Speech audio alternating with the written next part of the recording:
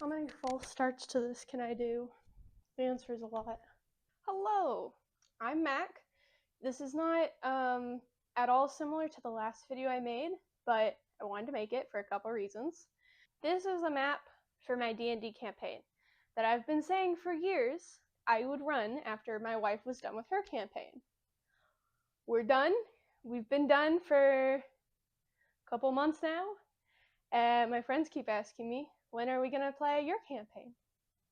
And I say, as soon as I'm finished writing it. I have not touched any of the writing for this in at least a year.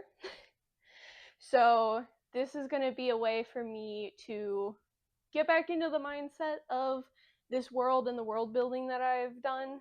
This is also going to be kind of a guide for my players.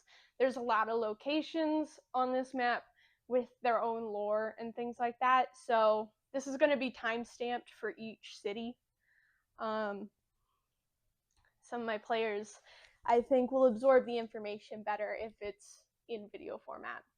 I also want to say this is particularly my friend Nick's fault, because I was excitingly talking about how I had finished a new draft of a script I'm working on, and he went, "That's great!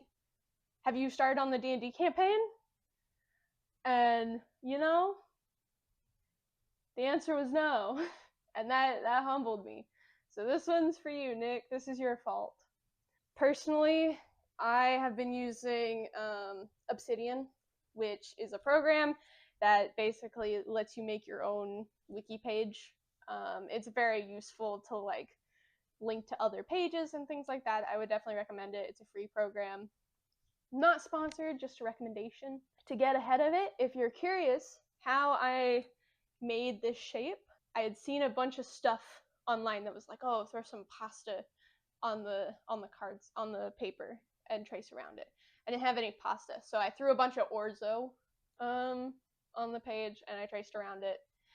And I seem to remember all these little stickies. I don't think you can read them from this distance, but all these stickies are tagging what the environment is like, what the biome is like.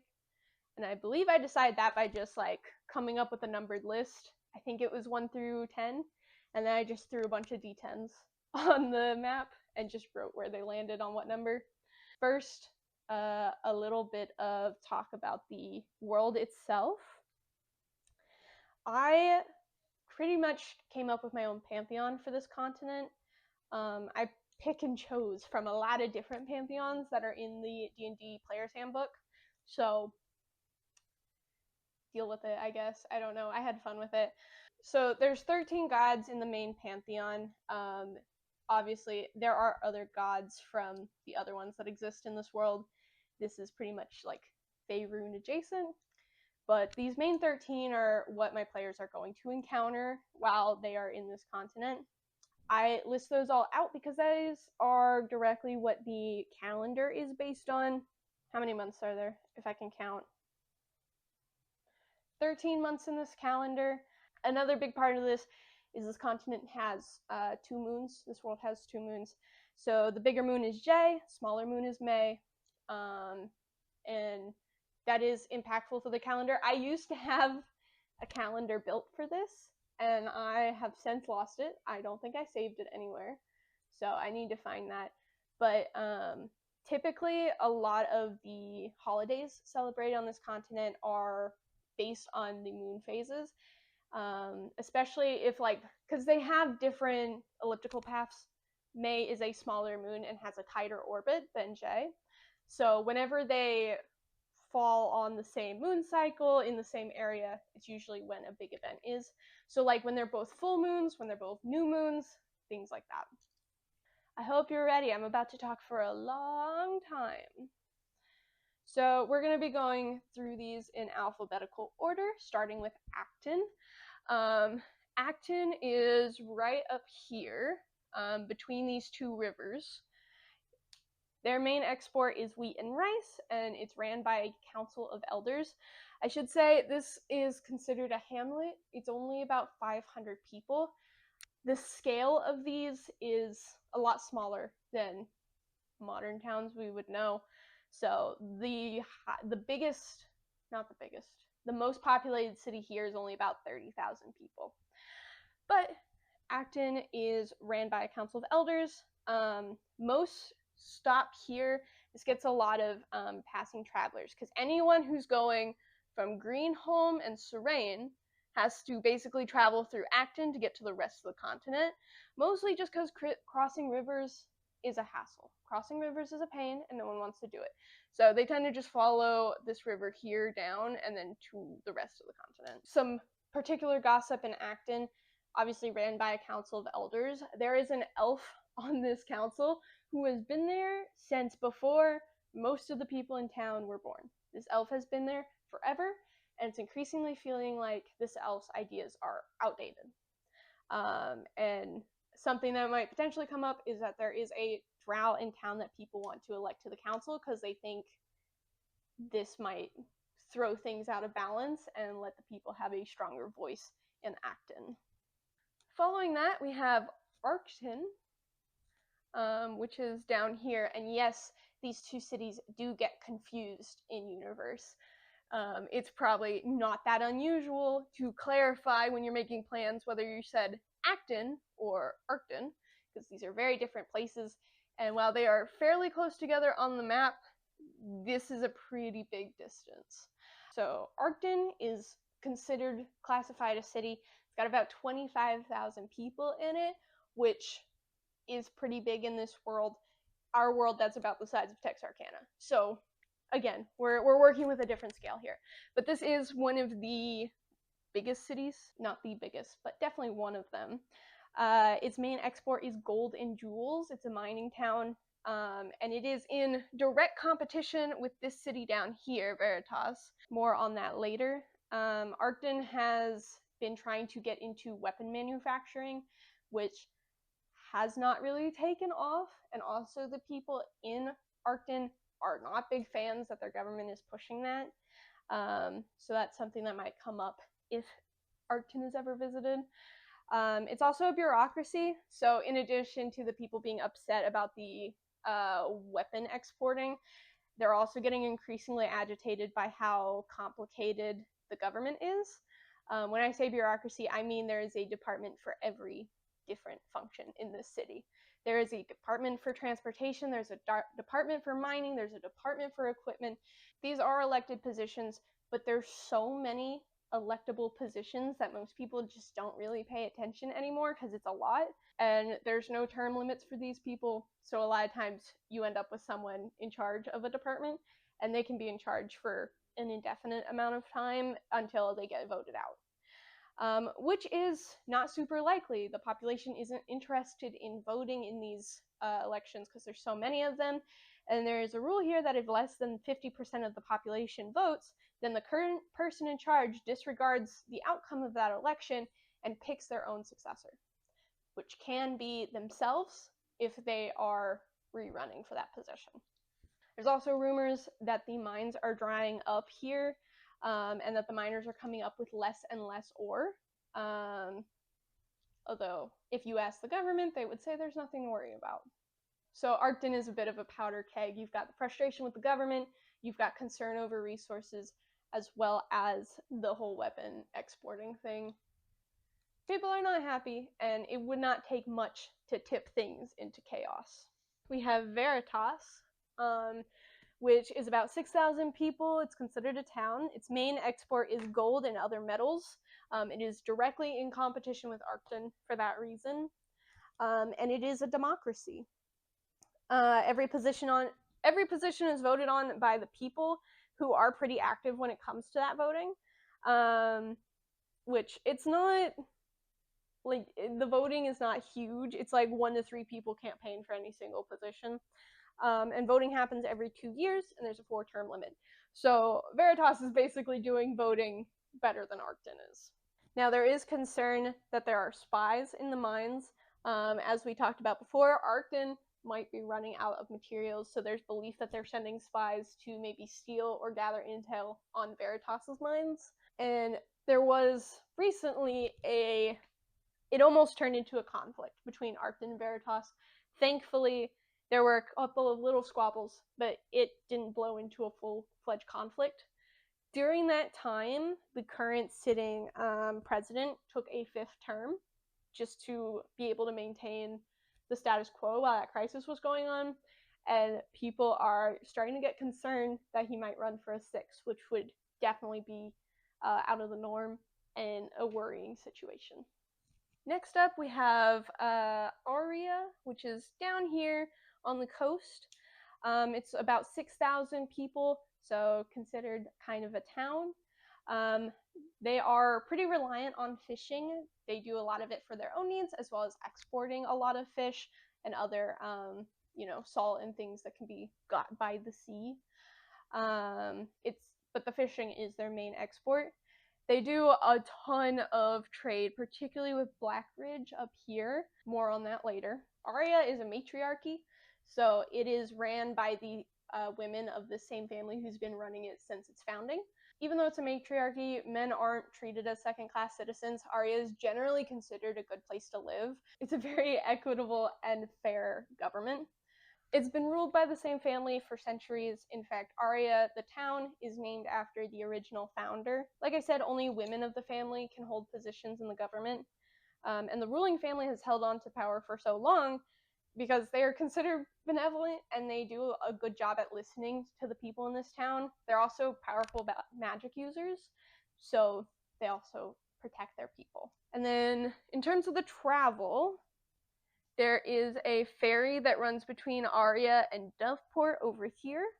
Aria has a very active port, so the boats here tend to go all the way over here to Violet's Garden, as well as Elion and Eltune, which more on that in a little bit. It doesn't go as far to Inossis, which you can see could be possible, right? It comes right up here, where you would easily be able to get around those mountains. But they don't want to piss off the Last Lantern, so they don't mess with it. Blackridge is here on the map. This is pretty much the hub of the campaign since it has the Institute there. I actually have a quote here. Blackridge is a beautiful town situated between 2 rivers, sitting atop a cliffside which overlooks a deep gorge with a swift-moving river below. While it is by no means the biggest settlement on the continent, it is lively.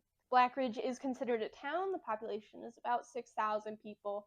Definitely not one of the biggest, but it is very popular and people tend to be coming and going a lot, primarily because the Institute is here, which is a pretty big, group, collective on the continent. They're very powerful.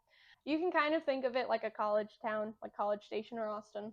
Mostly they export vegetables, and they import a lot of fish from Aria. And they have a really good relationship with Aria. They tend to have a lot of communication and free trade between them. And Blackridge is considered a fairly good place to live. For a lot of reasons, it's a pretty good government setup. It's a republic, so, and I have extra information on this since this is the hub for the campaign. Elections are held every 3 years. There are 60 representatives, one for each 100 people, and they meet twice a year to discuss policy.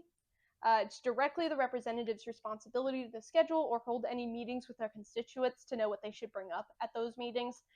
And Richard, who runs the Institute, holds an honorary position in the government. He does not have voting power, but his words do hold sway, as many in the town respect the Institute and all the good that it's brought to Blackridge. And a lot of the people in Blackridge are there for the Institute. Blackridge actually has a ton of free temporary housing available to students, teachers, as well as refugees who apply for it, just because there's so many people coming and going. But I would say a lot of the staff don't actually live in Blackridge. They aren't always teaching. Usually they'll get them there. The Institute will get them there for like a couple of semesters or like to run one class. Next we have Bluefield Outpost, which is down here.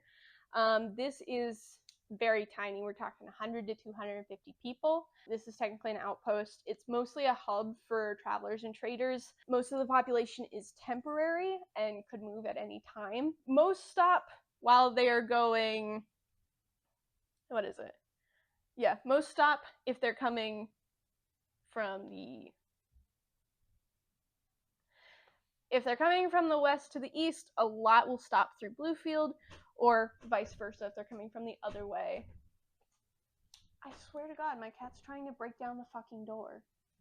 he can wait, because if he sees this laser pointer, he's gonna go crazy. Lots of bartering happens in the Bluefield Outpost. It's kind of considered to be like the place to go if you want to get the newest goods before they get sold out to the bigger cities. So it's kind of like going directly to the seller to get your items. They do have a hierarchical setup, so it's pretty much the people that have been there the longest end up running things. Most are at the bottom of this hierarchy, and they don't usually move up, because most of them are only there temporarily. A lot of traders will stop and like sell their goods for a little bit before they move on to a bigger town. All right, next we have Cherrytown up here across from Acton. I don't have a lot of information on this one. It's considered a village with a population of around 1,000. Their main exports are cherries, but they do a ton of other fruit. It's pretty much known for exporting fruit primarily. It's run on a feudalist system. Yeah, you have royal families, lords under them, serfs, and so on. How well that's operating and how well people are treated pretty much varies between royal families. They're also known, though, to occasionally hold joint festivals between themselves and Acton. Mostly that will be those kind of moon festivals that I mentioned. And the joint ones that are held in those two cities are considered legendary by the rest of the continent. It is a good fucking time. I have to let him in. He's gonna break down the fucking door. Next, we have Cirrane, which I'm not going to put the laser pointer on for very long because my cat is now in the room and he really likes the laser pointer. A little bit too much. So Cirrane's main export is wooden artisanal crafts. It's kind of considered an artisan town, mostly when it comes to woodworking. Anything you can think of: bed frames, bookshelves, bows, staff, anything wooden. Yeah, you know it's good quality when it says made in Cirrane. The climate is cold and snowy here, and it also tends to be very conservative and patriarchal. Unlike what we see in Aria, Cirrane is very patriarchal, as in women are treated as second-class citizens there. And because of that, a lot of them tend to run away, and Cirrane actually employs people whose job it is to track down these runaways and bring them back. Some places nearby do grant amnesty, so some local places do grant amnesty to these runaways and will protect them. Cirrane does not have many allies. They are generally seen as unpleasant to deal with, and people don't really consider Cirrane a good place to live, and the people of Cirrane don't really like new people moving in. Also, they are not very good with Greenholm right now, because a lot of refugees will cross this bay into Greenholm, and Cirrane is getting increasingly frustrated with Greenholm's policy of giving them amnesty, and it is starting to affect these two settlements' relationship. All right, on to Doveport, which is way down here. I told you he loves the laser pointer. Way down here. It exports mainly ice and salt. It doesn't do as much exporting as it used to. It does a lot of trade, both Blackridge and Aria. So the government is basically ran by the heads of business. It's considered a kleptocracy, so those heads will take resources and steal from the citizens if it will benefit them. In terms of safety, Doveport is generally considered to be okay, as long as you don't overstep and make one of these leaders mad. But most acknowledge that it's got a lot of issues, and few people would move there outside of necessity. Which I realized I didn't say. Doveport is considered a city and has a population of about 25,000. So it is one of the larger settlements on the continent. And there is growing unrest with this government. And there are a few brave souls that are trying to change things, and it seems like change may be on the horizon here. I'm going to stop using the laser pointer because Sol is watching me like a hawk. It might be fine. It might be fine. We'll see. Alright, next we have Elcot. Oh! No more laser pointer. Next we have Elcot. I don't even know why I have the laser pointer. I have a hand. we have Elcot here, which, as you can see, is basically an isle off of the coast. It's fairly close to the coast, right next to Soltow up here. They're not explicitly isolationist, but they're close to it. I should say, obviously, Elcot is not huge, and the population is fairly small. It's like less than 400. It's considered a hamlet. They're not isolationist, but they're close to it. They are not in regular contact with people on the mainland because of them being an island, and they generally like to be left alone. Soltow keeps sending missionaries to Elcot.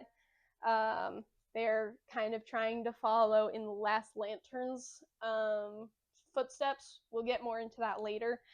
But yeah, Soltow keeps sending missionaries because a lot of them in Soltow worship the sun. They worship Sol, not this Sol, a different Sol. So they keep sending missionaries to Elcot, and it's not going well. Mainly because 1 in 4 people on Elcot are deaf. It is a recessive gene there, but it stayed prevalent among the population because there's not a lot of population flowing in or out. So this is one reason why Soltow's attempts at colonization has not been going well, because it's hard to talk about your religion and talk about why they should be okay with you colonizing them if the other party can't hear you or is pretending not to hear you. This may be obvious to some, but Elcot is heavily based on the real life Martha's Vineyard. You can't see him, but he's being a menace. Go away. This is why I had you kicked out of the room, dude. So, laser pointer. Look. Most of the sign language that is seen across this continent originates from Elcot. For the sake, I have written here that for the sake of roleplay, it is basically the same as American Sign Language. Although I would be curious, because I know there is like common sign language in the player's handbook, or at least on D&D and Beyond. So I'd be curious to see if anyone's made like in-universe sign language. Couple things here is Elcot is not nearly as isolationist as they would like Soltow to believe. They allow residents from Solaris to go through them instead of Soltow to get to the rest of the continent. And they allow residents to pass through, or they allow residents from Inossis to pass through so that they can avoid the Last Lantern. And so that this makes sense, Inossis might sail up, stop at Elcot, and then up here, or up to Solaris, so that they can avoid the Last Lantern. We'll talk more about why in a minute. Here, we have Eltune. This is nicknamed the Silent City. Now, the reason for this is twofold. There are a lot of, I will say this is a very religious town. There is a religious site there that a lot of different belief systems have incorporated. So a lot of different beliefs and religions have settled in this city, and they're all kind of coexisting. But it has this nickname because there are a lot of religious folks in the city who have taken a vow of silence. There's also the fact that most everyone here is part of some religion. On holidays, the streets are virtually empty. Like religious holidays where you're supposed to be like doing religious things, on those days, practically no one is out on the street. It's almost like the city is a ghost town. It's also like the place to go for religious training. A lot of times, any kind of priest or clerics or that kind of deal, most of them will have gotten their religious training in Eltune. And when Eltune was first founded, it was considered a rite of passage to go through this mountain pass here to get to it. Since then, it's been deemed too dangerous, and no one does it anymore. And then most people, to get there, either take the ferry from Aria or take the ferry from the Last Lantern. If some of them don't want to pass through Elion, which I will touch on here in a second, if that's the case, a lot of times they pay a little extra, and it goes up this river so they can avoid Elion altogether. Stop touching on my keyboard. Elion is the neighboring city right here. It's about 1,000 people. It's considered a village. And the draw to Elion is that it holds a lot of things that the religious town next door does not, such as gambling, drinking, prostitution, and a lot of other vices. Elion is a lot easier to get to than Eltune, so a lot of people end up passing through it. And obviously, as I just said, there are the two fairies. And a common saying is, what happens in Elion stays in Elion. There might be some religious folks who hop the river to take care of their own personal vices in Elion when no one's looking. But, you know, if you look across the bar and see your priest there, you probably don't want to say anything about that. And it is pretty common to hear jokes in universe about, like, people going for religious training and never making it there because they stop in Elion. It's also a plutocracy, so the wealthiest rule, mostly the people that own those bars, those casinos, those strip clubs, things like that. And as an aside, I know I'm including prostitution in here. Prostitution, fairly normal across the continent as it is in real life. I think it's pretty much just I wouldn't consider prostitution in this world to be like a negative thing, but it is still considered a vice in some religions, so that's why it's called out there. Now we have Fymoor. It's up here. I don't have a lot of information for this one. It's a town. It's about 6,000 people. It's kind of difficult to reach, one, because this is jungle. Don't ask me how that makes sense because of climates and stuff. I wasn't thinking about climates when I made it. It's D&D, it's magical, don't worry about it. But it's fairly isolated because the jungle is hard to navigate, and also you might notice there is a mountain range here in between it and the rest of the continent. It's ran by an oligarchy, so small group of various faction leaders. Most people get to Fymoor by taking a boat from Soltow. It's just easier than crossing those mountains. And there is a boat from Fymoor that will take you to Solaris. Alright, we're back to Greenholm up here. It is a city. It's about 25,000 people, so one of the larger ones. It's snowy and cold. I have written here that it's ran by a dictator. That's not exactly right. It is ran by pretty much one individual who calls all the shots, but he's generally well liked by the people, and he does a good job. So it is technically a dictatorship, but without the negative connotation that we would have associated with that form of government.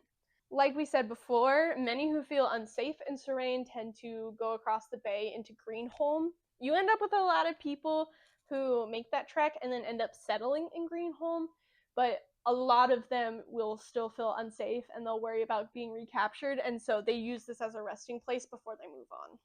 That current ruler is getting old, and people are worried about the people are worried about who's going to be taking over, because he doesn't have any heirs and he hasn't named a replacement. As we said before, the relationship between Greenholm and Cirrane is very tense because of Greenholm's amnesty policies, and that's not likely to change, mostly because the leader of Greenholm, his wife, escaped from Cirrane. So he's not likely to change his mind on those amnesty laws. Alright, down here we have Inossis, which is about 1,000 people. It's considered a village. They are being directly oppressed by the Last Lantern. Last Lantern would say that they're not doing anything untoward, but pretty much everyone in the continent is aware that Inossis is an unwilling colony. And people in Inossis are not quiet about how much they hate the Last Lantern and the way that the Last Lantern has taken over their town, even though there's little they can actually do about it. So a minority of people who still take this mountain pass, this religious pilgrimage to Eltune, out of the ones who still do, a lot of times they do stop in Inossis to stock up before they make that trek. Yeah, on the rare occasion that someone is going or coming from Elcot, a lot of times they'll take a boat to Inossis to avoid Soltow. And this goes both ways. Residents of Inossis will usually pass through Elcot and vice versa, both of them avoiding the Last Lantern. And, well, Inossis is avoiding the Last Lantern. Soltow. Residents of Inossis usually go through Elcot to avoid the Last Lantern, and residents of Inossis usually pass through Elcot to avoid the Last Lantern. And if residents from Elcot are coming to the mainland, which is pretty rare, but when it does happen, they also go through Inossis to avoid the Last Lantern, and also Soltow. And there is a growing rebellion that wants to kick out the Last Lantern. And the government there is pretty much just bureaucrats and military officers that are running things on behalf and of the interest of the Last Lantern. Then we have Moonbright up here. It's about 6,000 people. It's considered a town. Obviously, it is stuck between two mountain ranges, so it is pretty remote. And it's really only got this one waterway here to get into. The town is ran by magic users, and due to it being located in between these mountain ranges, but also it's in a magical mushroom forest, so most of the people there are magic users. To everyone else on the continent, there's not a ton known about Moonbright, because it's difficult to get there without magic, although Moonbright is typically where you would go if you were studying a specific school of magic, although a lot of times any magical teachers that are brought in to the Institute are from Moonbright. But it is a hub of magical learning, but it does tend to be pretty secretive towards outsiders. And it is run by magic users. People still decide who is on that council and who they want to protect them, but it is barred, so only people with magical abilities can be on that council. And Fymoor and Moonbright have a pretty good relationship. Right, we got the Norton Grove here, which is fairly close to Blackridge. It's about 6,000 people. It's a town. It was established after the Institute, and a lot of times, alum of the Institute, they move to Norton Grove to settle down. And it typically gets anyone coming from Moonbright to the Institute. A lot of times they'll stop there and rest. It's a meritocracy. So it is ran by the smartest, the people who are most achieved from the Institute. So a lot of times that ends up being like ex-department heads, ex-teachers, things like that. And they have a very close relationship with Blackridge. All right, moving on to some heavy hitters here. We have Solaris, way up here, really far from the rest of the continent. It's about 25,000 people. It was formed after people were unhappy with the way Soltow was running things. Soltow is primarily ran by a group of knights who worship the sun, and they didn't like that. And to be fair, a lot of people who reside in Solaris do still worship the sun as well, but it doesn't have as big a place in culture and politics as it does in Soltow. Now, this is partially because Solaris has become incredibly diverse. They worked hard to invite people to their city on purpose, and even now, families and couples planning for children are giving a decent stipend and a home to start in. And the initiative has been extremely successful, so it's a really diverse island. Now, this was partially done because the residents of Solaris were scared that Soltow might try to reclaim them, and so they basically wanted to distance themselves from that that sun-worshipping core. And partly because the founders wanted to rub it in Soltow's face how successful they were after splitting. Now, a big thing, residents of Solaris will go through Elcot to get to the rest of the continent. This is for a valid reason. There is concern that if you are a resident from Solaris and you pass through Soltow, there is a concern that they will detain you due to their histories, but also there are rumors that it is still happening. Solaris has a republic that's based on Blackridge's system. There are 250 representatives, one for each 100 people. Terms are 4 years, and there's a 2-term limit, but otherwise it functions the same as Blackridge's system. And that's just due to them being more recently established compared to other towns. They were able to look at Blackridge's system and copy it. Soltow. This is a city about 25,000, so you can see that it's got the same population of Solaris. It's generally an arid climate due to it being in a savanna and near an inactive volcano. It is a militocracy and a theocracy. So like I said, it's an order of knights who worship the sun who run things. There's a lot of clerics and paladins in the city. So I know I said earlier that a lot of religious training is done in Eltune. That is with the exclusion of anyone worshiping the sun. Soltow is the place to go for that. There's also a big school there for like martial fighting. So a lot of times if you want to become proficient in any kind of sword work, anything like that, you would go to that school. There's a lot of tension because a lot of people feel like the knights have lost their way, that they're exhibiting too much control over the people of Soltow, and things are becoming too militant. Here's a big one, the Last Lantern. The Last Lantern is a metropolis. It has over 30,000 people in the town, or I just said it's a metropolis. It has over 30,000 people.